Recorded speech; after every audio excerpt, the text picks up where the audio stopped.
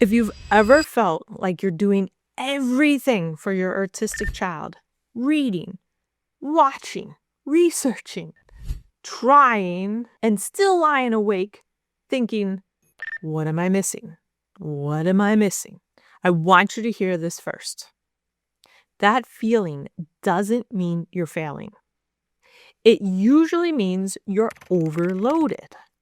And I'm saying that with a lot of respect because the parents who feel this the most are usually the ones who care the most. You're not lazy, you're not checked out, you're not behind because you didn't love your child enough.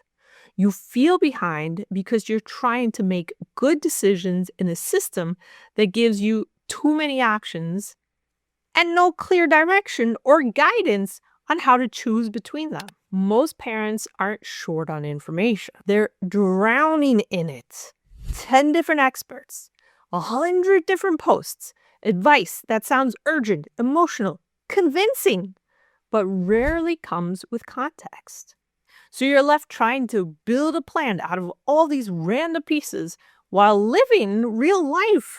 Here's the part that no one really talks about. The internet gives you information, but it doesn't help you prioritize. And when you can't prioritize, everything feels equally important. Sleep, speech, food, behavior, school, therapies, supplements, labs. When everything feels important, your nervous system never gets a break. I hear this story all the time. It's late at night. Your child finally falls asleep. And I used to do this too. You tell yourself, you're just going to look up one thing. And then suddenly, 40 minutes later, what happened? One video says, this is the missing key. Another says, don't ever do that. A comment thread scares you. And now your chest feels tight. And you're thinking, am I doing this wrong? Am I missing something? Should I change everything? That spiral doesn't mean you're weak. It means you're trying to make high-stakes decisions. This is your child's future without a way to sort what actually matters right now. That's not a character flaw. That's a systems problem. When a parent is trying to figure out the next step, they're not really asking what's the best intervention. They're asking something much more practical. What is most likely to make a real, meaningful difference for my child and for our family life? Because if something helps on paper but makes daily life harder, what's the point? The next question is one most parents are rarely encouraged to ask. What do I honestly think I'll be able to do consistently? Not perfectly, not forever, but consistently. Consistency matters. Realistically, because a plan that looks great but never actually happens does not help your child. Consistency almost always matters more than intensity. And then there's the part that often gets skipped. How will I know if this is working? What does success actually look like? Is it something that I can observe day to day? Is it something that I can track? Is it a lab test? An assessment?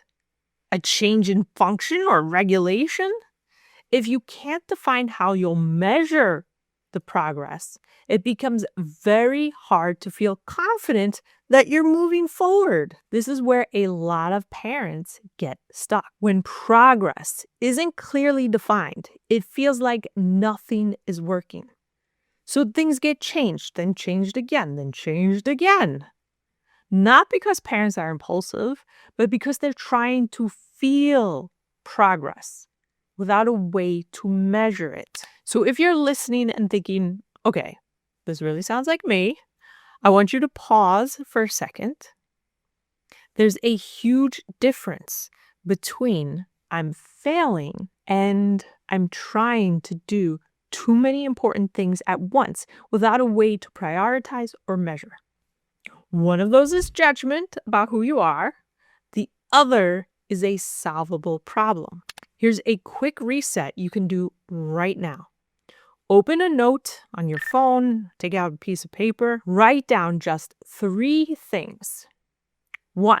The one area that would most improve life right now for your child or your family. 2. The one thing you believe you can follow through on for the next week. 3. How you'll know if it helped.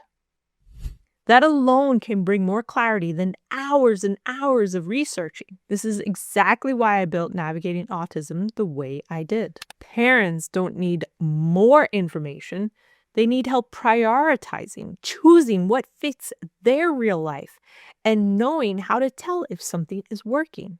They need navigation, not pressure. If you want a more structured way to think through next steps, you can learn about Navigating Autism through the link in the description below. And if you're just going to stay with the free content for now, that's okay. Start with the playlist I've created called Start Here When You're Overwhelmed. You are not failing. You're overloaded, and you don't have to do this alone.